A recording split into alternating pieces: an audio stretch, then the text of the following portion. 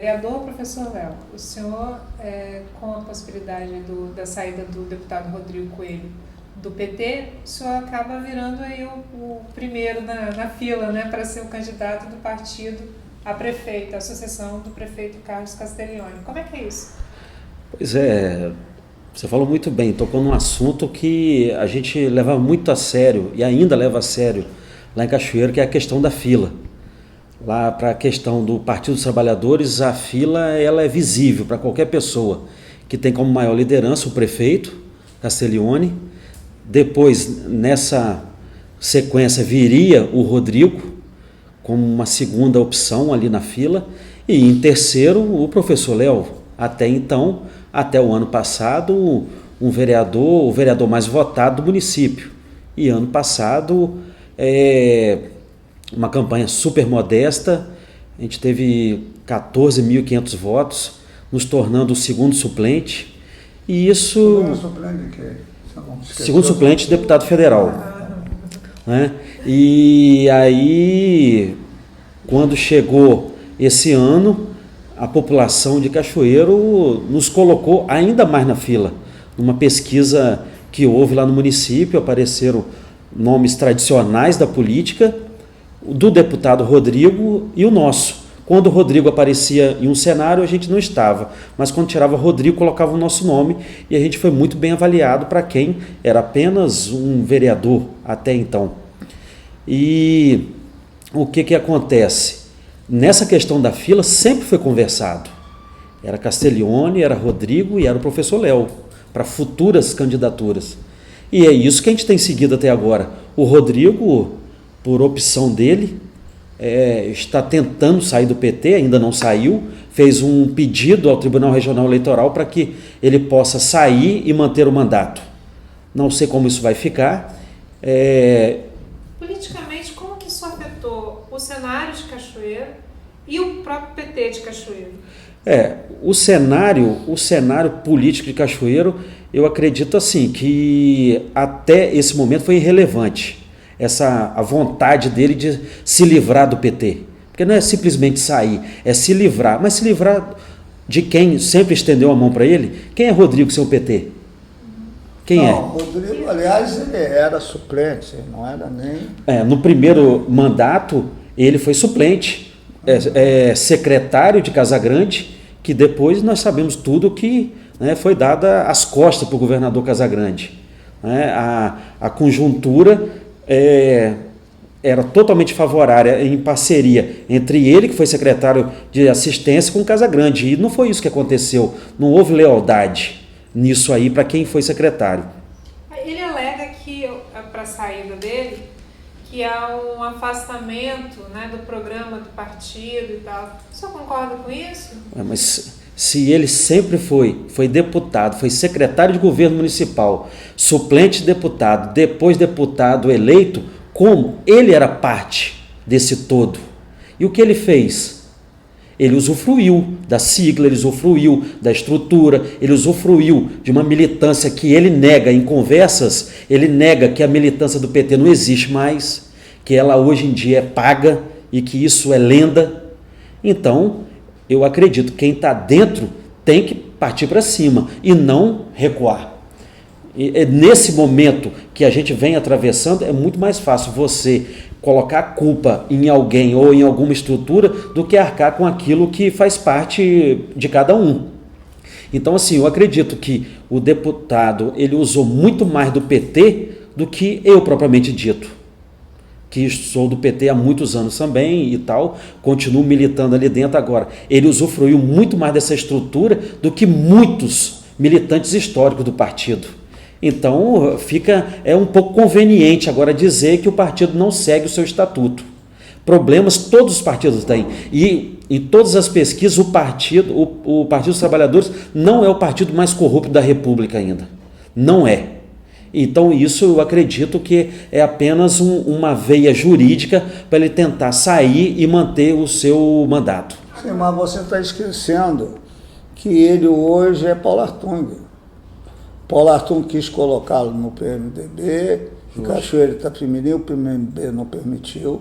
Ele quis ir para a rede também botou ele para correr. porque o que se conhece dele não cria credibilidade para assimilá-lo. Tanto é que ele pertence ao jogo do Paulo Artung na Assembleia Legislativa, o que não tem, ele não tem o respeito dos demais candidatos. Aliás, até um problema de Cachoeiro de Itapemirim, porque ele e o Ferraço estão no processo de confronto hoje, porque ele quer o lugar do Ferraço, ele quer ser o presidente da Assembleia, e Ferraço pensa que é perpétuo, então eles já estão de mal, Ferraço, já está querendo uma PEC para continuar presidente da Assembleia. E como o Ferraço faz um jogo que agrada os deputados, porque o Ferraço, ele faz o gênero daquele que cria problema para o governo para depois responder e tal, mas isso é o Ferraço, é outra história, é negócio de Cachoeiro de Itapemirim mesmo. O senhor agora fica na frente da fila, e como é que vai enfrentar esse cenário eleitoral? Porque mesmo que Ferraço não dispute a eleição, ele vai influenciar na eleição, né? Já está posto isso. O Valadão tá suspenso, né? Está com os direitos políticos suspensos. Como é que vai enfrentar esse cenário eleitoral de 2016 em Cachoeiro? Com todos os problemas que estão acontecendo no país e que o PT não é o único que tem problemas, eu acho que a classe política está mergulhada em problemas. A gente liga a TV, principalmente nos canais abertos, parece que a lama não é só no Rio Doce, a lama está no país inteiro. E isso não é exclusividade do PT. Eu acredito que quando a pessoa for olhar para a eleição do seu município, ela vai buscar identificar o candidato que tem mais identificação com a sua realidade. É aí que o Partido dos Trabalhadores, fazendo uma autocrítica e se aproximando mais do seu eleitorado municipal, é que as coisas podem surtir um efeito positivo para nós.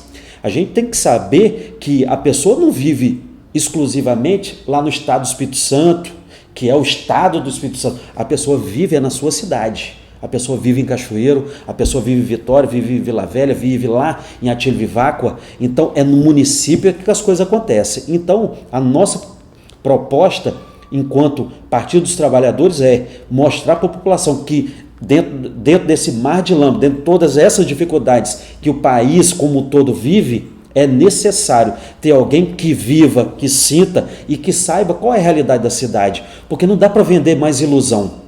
Não dá para vender ilusão que você vai fazer isso, vai fazer aquilo e dizer que vai resolver todos os problemas. A população quer minimamente a manutenção dos seus direitos básicos. E nisso o PT não pode negar o seu papel, que é de dialogar em primeira instância com a população e depois com as forças políticas. A força política que tem que ser empurrada pela população e não o contrário. A população está cansada disso. Lá em Cachoeiro isso é visível. A população, em primeiro lugar, quer ser ouvida para que isso impulsione a classe política e não o contrário, como muito já foi feito na nossa cidade e a população mostra que isso foi feito no país todo.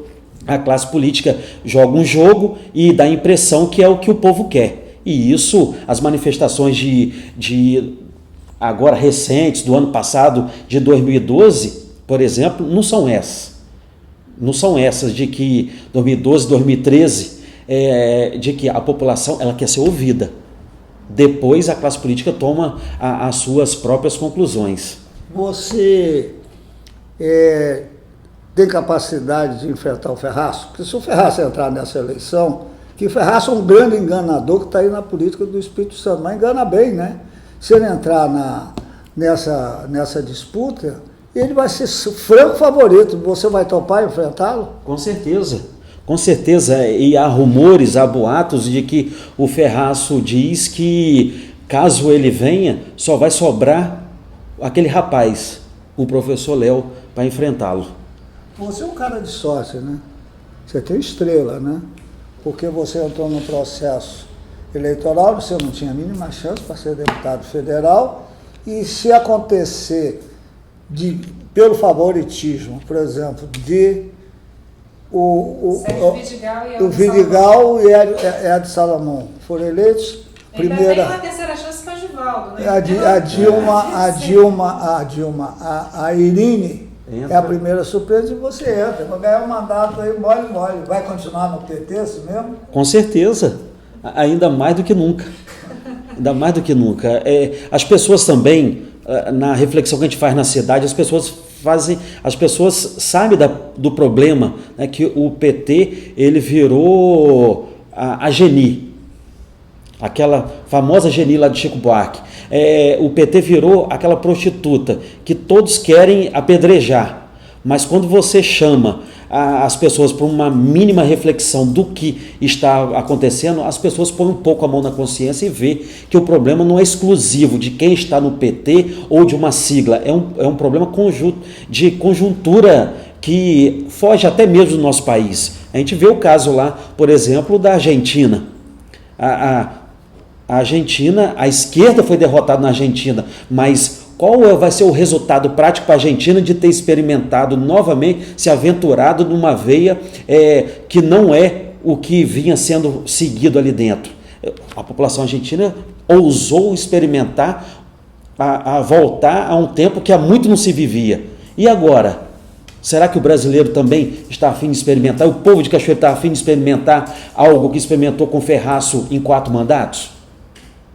Inclusive há uma tese de que o saudoso deputado Cláudio Coelho perdeu a eleição quando colocou Ferraço, Valadão e Zetaço na campanha.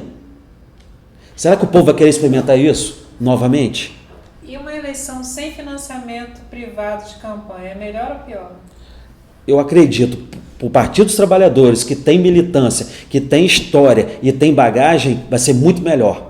Porque nós vamos gastar sola de sapato, saliva, e professor tem saliva mesmo, como eu, e é isso que nós vamos fazer. É o olho no olho com o eleitor e buscar isso.